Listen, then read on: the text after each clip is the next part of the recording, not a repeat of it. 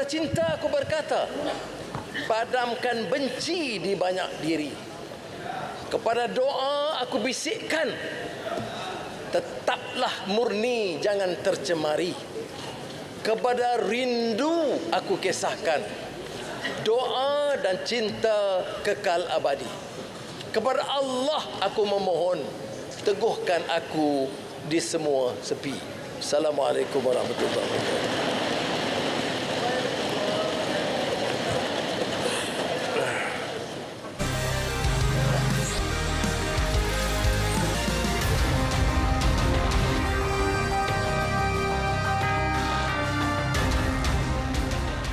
Assalamualaikum, salam Malaysia Madani. Berita perdana edisi khas Belanjawan 2025. Kita akan terus bersama Andy Reza Rohadian untuk intipati. Andy, silakan. Ya Farah, membugar ekonomi, menjana perubahan dan mensejahtera rakyat. Belanjawan 2025 beri tumpuan terhadap usaha pemulihan ekonomi dan penguasaan inovasi. Turut dipastikan agihan kekayaan lebih adil dan saksama. RM421 bilion diperuntuk dalam belanjawan kali ini, tertinggi dalam sejarah.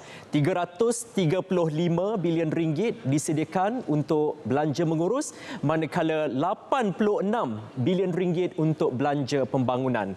Ini tidak termasuk RM2 bilion simpanan luar jangka. Baik, sama seperti kelaziman, sektor pendidikan dan kesihatan terima peruntukan tertinggi. Hasil negara dijangka terus naik tahun depan kepada RM340 bilion. Turut diunjur kukuh KDNK yang dijangka berkembang antara 4.5 hingga 5.5%. Beberapa cukai sedia ada diperkukuh, namun dijamin tidak akan membebankan rakyat. Saudara, bagi memastikan hanya yang layak terima bantuan, beberapa subsidi disemak semula dengan pemberian dibuat secara bersasar dan tiada projek mega bakal dilaksanakan. Yang ada, projek berkepentingan rakyat serta kemudahan yang sokong industri mengikut keutamaan negeri. Perdana Menteri turut umumkan Sabah dan Sarawak diberi keutamaan dengan menerima peruntukan pembangunan tertinggi. Turut disemak kadar pemberian khas. Bagi menjamin usaha reformasi institusi dan tata kelola pula, peruntukan khas untuk agensi berkaitan disediakan. Beberapa agensi yang ada pertindihan tugas turut digabungkan. Baik. Dalam pembentangan belanjawan 2025, sektor strategik diberikan tumpuan. Ini termasuk perniagaan, pelaburan, keterjaminan makanan, kewangan Islam dan juga sektor halal. Bagi membantu rakyat mendepani isu kos sara hidup, bantuan tunai bersasar diteruskan. Ia membabitkan jumlah paling tinggi yang pernah diumumkan. Turut diberi perhatian perlindungan sosial, pengangkutan awam dan juga pembangunan infrastruktur. Saudara, meski sistem saraan perkhidmatan awam baru diperkenal, bantuan khas kewangan tetap diberikan. Turut menanti kaki tangan kerajaan beberapa tambah baik seperti skim baharu pinjaman perumahan dan juga pemerkasaan perlindungan sosial. Baik, jelas, lengkap dan juga terangkum. Bukan setakat pertumbuhan ekonomi dan juga negara yang diberikan tumpuan, malah kesejahteraan rakyat juga menjadi fokus kerajaan dalam belanjawan 2025. Baik, untuk lebih banyak perincian dalam belanjawan 2025, kita kembali semula bersama Farhatul. Farah, silakan. Baik, Andy, terima kasih. Baik, saudara, belanjawan 2025 menyaksikan peningkatan tertinggi bantuan tunai kepada rakyat menerusi sumbangan tunai Rahmah STR dan sumbangan asas Rahmah Sara. RM13 bilion disalur, meningkat RM3 bilion berbanding 2024. 9 juta individu akan menerima manfaatnya. 4.1 juta penerima STR akan menerima SARA sebanyak RM100 sebulan ketimbang 700,000 penerima sebelum ini. Bantuan sara dikreditkan dalam MyKad, penerima bermula April 2025 dibelanjakan untuk membeli barangan asas. Penambahan ini adalah 3 bilion ringgit. Penambahan yang tinggi membolehkan kadar maksimum diterima. Maknanya isi rumah meningkat kepada RM4,600. Individu bujang bakal menerima sumbangan tunai rahmah STR RM600. Bantuan tunai kepada warga emas dan kanak-kanak keluarga miskin juga dinaikkan. Bagi tujuan itu, RM2.9 bilion diperuntuk berbanding RM2.4 bilion pada 2024. Kadar bantuan warga emas meningkat kepada RM600 sebulan berbanding RM500 sebelum ini. Kanak-kanak daripada keluarga miskin berusia 6 tahun ke bawah akan menerima RM250 seorang, manakala RM150 diberi kepada anak berusia 7 hingga 18 tahun dengan kadar maksimum RM1,000 setiap keluarga. Dan ini berita baik buat penjawat awam. Bantuan khas keuangan RM500 akan disalurkan pada Februari tahun depan. Sukacita saya umumkan kerajaan bersetuju memberikan bantuan khas keuangan RM500 kepada semua penjawat awam grade 56 ke bawah termasuk lantikan kontrak. Bantuan khas ini diberi kepada semua pesara kerajaan termasuk veteran berpencen, veteran tidak berpencen sebanyak RM250. Ini Baik, kerajaan juga komited subsidi untuk keperluan majoriti rakyat dikekalkan. Perdana Menteri berkata seperti yang dilaksanakan dalam penyasaran subsidi elektrik, 85% rakyat tidak terkesan. Dan bagi mengelakkan kekeliruan, saya tegaskan sekali lagi bahawa tanggungan subsidi masih diteruskan bagi 85% rakyat. Kerajaan akan hanya dan oleh itu untuk 85% kerajaan terpaksa menanggung subsidi dianggar berjumlah RM12 bilion untuk 85%. Kerajaan juga bercadang untuk melaksanakan penyasaran subsidi petrol RON 95 pada pertengahan 2025. Penjimatan yang dicapai daripada inisiatif itu akan dimanfaatkan untuk kesejahteraan rakyat terbanyak.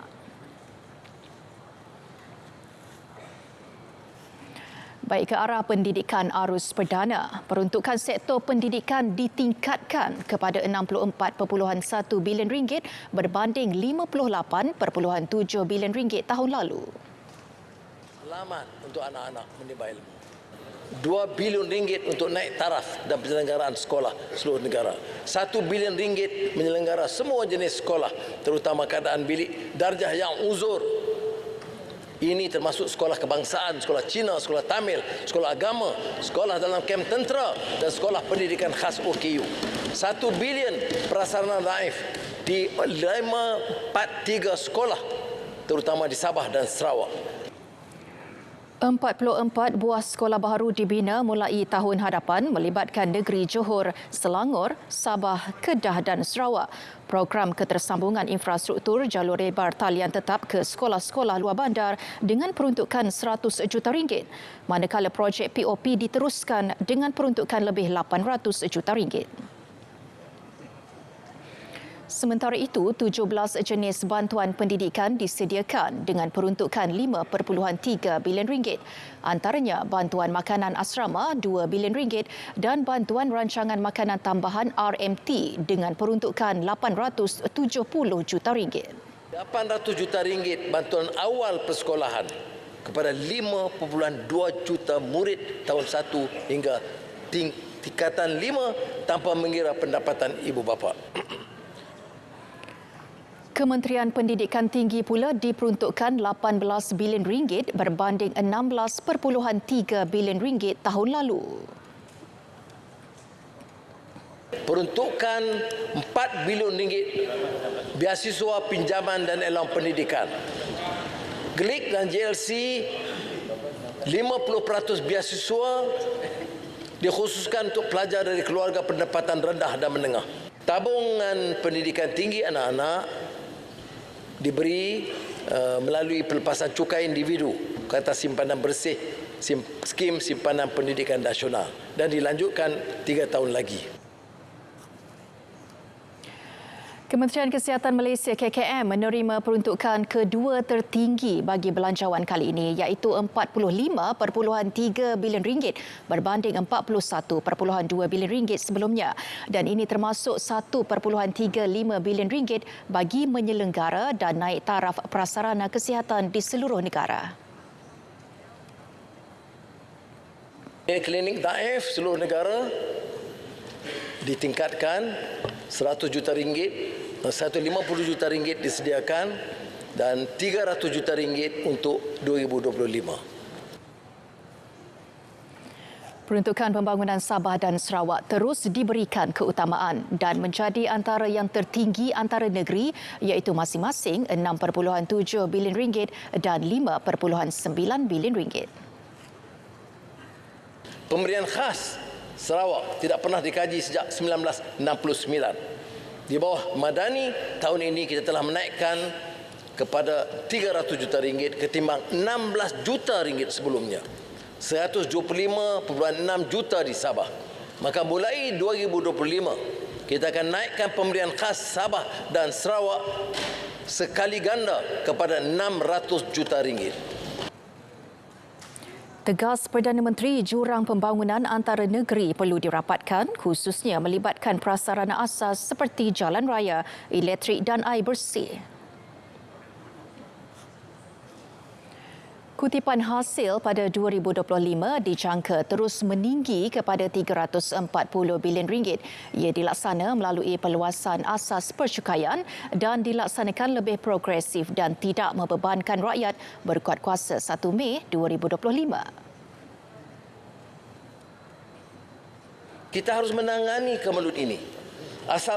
Asas cukai perlu diperluas. Cukai yang dipungut masih terendah, saya sebut tadi, yakni 12.6% kepada KDNK pada tahun 2023 ketimbang Thailand 16.1%, Filipina 14.1% dan Singapura 13.7%. Kita menanggung subsidi, insentif dan bantuan kepada rakyat mencecah RM80 bilion tahun lalu. Subsidi dan bantuan kepada rakyat mencecah RM80 bilion. Dia tidak jadi masalah. Masalahnya ialah bila dinikmati oleh golongan maha kaya dan warga asing. Bagi maksud menambah hasil dan meluaskan asas percukaian, maka cukai jualan dan cukai perkhidmatan SST akan dilaksanakan lebih progresif tetapi tidak membebankan rakyat awam. Cukai jualan tidak akan dikenakan ke atas barangan makanan asas yang digunakan oleh rakyat. Cukai jualan akan dikenakan ke atas barangan bukan keperluan asas. Kepengerusian ASEAN 2025, peluang terbaik Malaysia mengemudi ASEAN berpandukan wawasan Komuniti ASEAN 2045. Malaysia beriltizam melakar hala tuju ASEAN lebih berdaya tahan, berdaya cipta dan berpaksikan rakyat. Kita berpegang teguh pada prinsip pendekatan bersama, mahat agenda pembaharuan dan menggerakkan pembangunan di kawasan bersempadan. Yang menarik seperti mana yang saya sebut di Parlimen minggu lalu, awal minggu ini, ialah penambahan keyakinan kepada Malaysia yang julung kalinya berlaku di ASEAN, iaitu mengadakan sidang kemuncak ASEAN, negeri Arab GCC dan negara China buat julung kalinya. Belanjawan 2025 dianggap inklusif dengan berpaksikan kepentingan rakyat di samping iltizam kerajaan menangani isu kos sara hidup, bahkan menzahirkan keprihatinan Perdana Menteri yang merangkumi setiap lapisan masyarakat. Saya kira belanjawan kali ini adalah satu belanjawan yang memfokuskan pada rakyat, iaitu berpaksi pada rakyat untuk mengangkat martabat rakyat dan menjunjung hak rakyat. Fokus keutamaan iaitu kesejahteraan rakyat, perlindungan golongan rentan, menambah baik prasarana asas, menangani krisis, menangani ketirisan iaitu rasuah.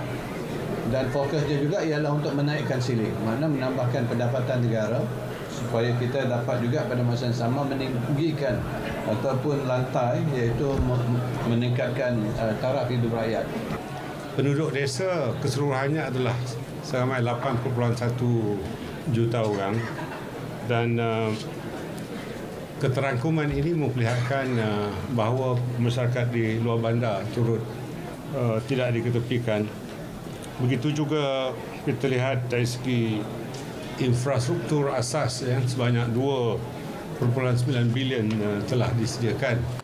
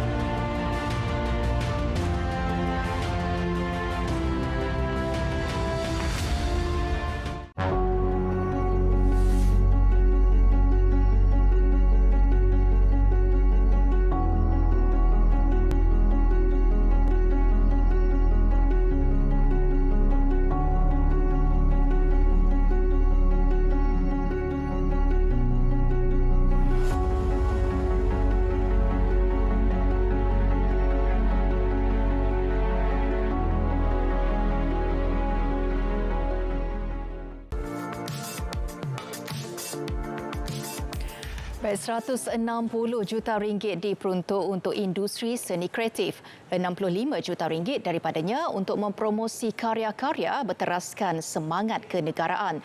25 juta ringgit lagi peruntukan disediakan kepada My Creative Adventures. 40 juta kepada insentif filem di Malaysia, penyokong penerbitan filem antarabangsa. Belia Kreatif Madani dianjurkan bagi menarik 16,000 anak muda menceburi bidang seni dengan peruntukan 30 juta ringgit.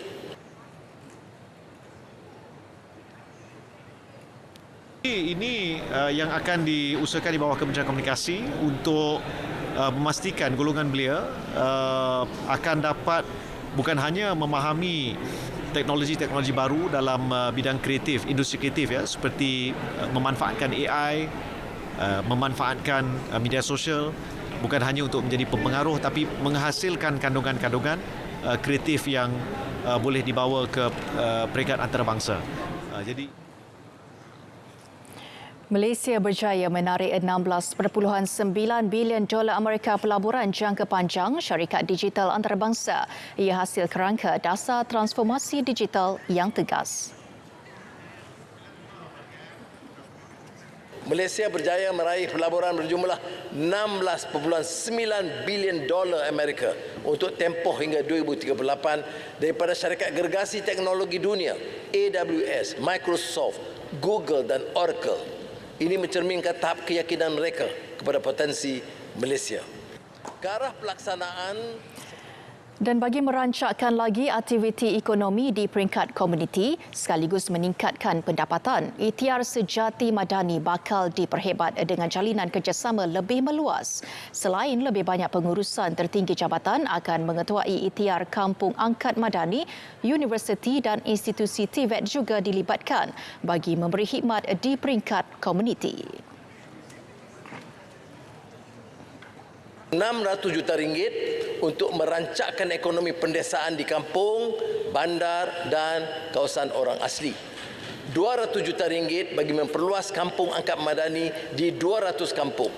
RM100 juta untuk universiti awam, TVET, college, menyantuni rakyat.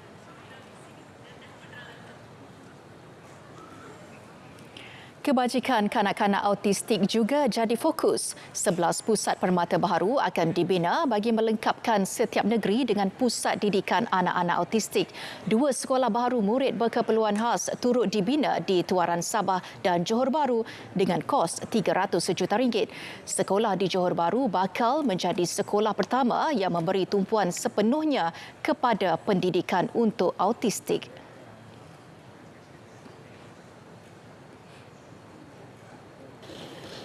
Allowance murid berkeperluan khas RM150 sebulan disediakan kepada 110,000 murid OKU, termasuk murid autisme melibatkan peruntukan RM200 juta. Bantuan yuran pembelajaran anak autism disedia bagi meringankan tanggungan ibu bapa. Ini akan beri manfaat kepada 30,000 anak autisme dengan dana RM15 juta. RM10 juta turut disediakan bagi membantu sekolah autistik swasta berdaftar dengan Kementerian Pendidikan serta had pelepasan cukai bagi perbelanjaan rawatan dan pemulihan anak autisme akan ditingkatkan kepada RM6,000. Peranan golongan wanita akan diperhebat. Pelbagai inisiatif diperkenal bagi menggalakkan wanita kembali bekerja. Perdana Menteri menjelaskan program perantisan kepimpinan wanita perantis diperhebat bawah Kementerian Wanita sebagai usaha melahirkan lebih ramai tokoh korporat dalam kalangan wanita. Selain program returnship akan diperintis bagi menggalakkan wanita kembali bekerja dalam sektor keuangan. Kerajaan juga bercadang memberikan potongan cukai tambahan sebanyak 50% bagi penggajian yang dibayar untuk tempoh 12 bulan kepada majikan yang menggaji wanita kembali bekerja.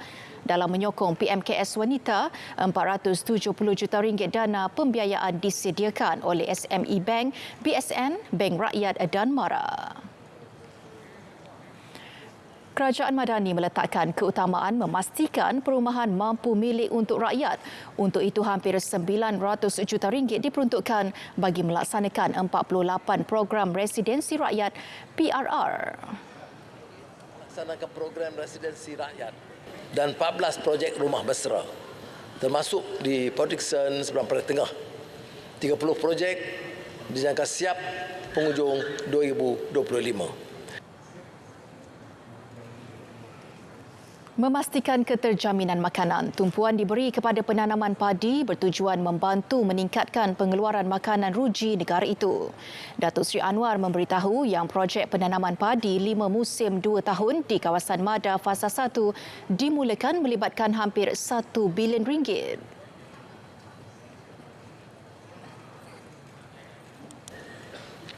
Harapannya ialah peningkatan sebanyak 15%, melonjakkan pendapatan hingga RM6,000. 6,100 pesawah padi.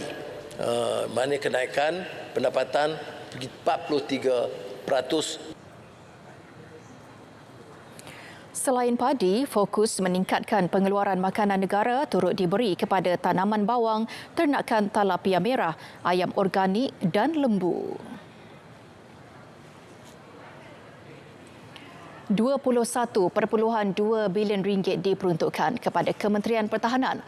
Angka itu meningkat RM1.4 bilion berbanding peruntukan dalam Belanjawan 2024. Dan kesiapsiagaan ATM dengan RM58 bilion untuk kerja senggara dan pembaikan serta perolehan aset-aset ketenteraan baru. Perdana Menteri turut mengumumkan peruntukan RM19.5 bilion kepada Kementerian Dalam Negeri, menyaksikan pertambahan RM500 juta berbanding tahun lalu. Lebih RM2.12 bilion diperuntukkan bagi aset khusus untuk Polis Diraja Malaysia PDRM dan agensi beruniform di bawah KDN bagi menjamin keselamatan dalam negeri. Perdana Menteri turut mengumumkan pembinaan beberapa pejabat polis baharu membabitkan kos RM2.1 bilion. Bagi memerangi rasuah secara lebih berkesan, peruntukan SPRM ditingkatkan kepada RM360 juta tahun depan berbanding RM338 juta ketika ini. kita harus beri kekuatan tambahan kepada SPRM untuk meningkatkan ikhtiar mereka untuk memerangi rasuah. SPRM menyiasat dan mengambil tindakan tegas bagi mengheret pesalah ke muka pengadilan. Angka menunjukkan peningkatan lebih 20% penangkapan dan pembukaan kertas siasatan untuk tahun 2023 ketimbang tahun sebelumnya. Hampir 600 juta ringgit diperuntukkan untuk agensi pengurusan bencana negara NADMA bagi mendepani musibah banjir. Ini termasuk lebih 300 juta ringgit yang telah disediakan sebagai persiapan sekiranya berlaku bencana pada bila-bila masa. Dana segera juga disalurkan bagi menghadapi musibah banjir kilat di Kuala Lumpur dan beberapa bandar lain. Masalah yang dihadapi hari ini dan bulan-bulan lalu dan bulan-bulan yang mendatang ialah musibah banjir kilat yang melanda ibu kota dan beberapa bandar serta negeri.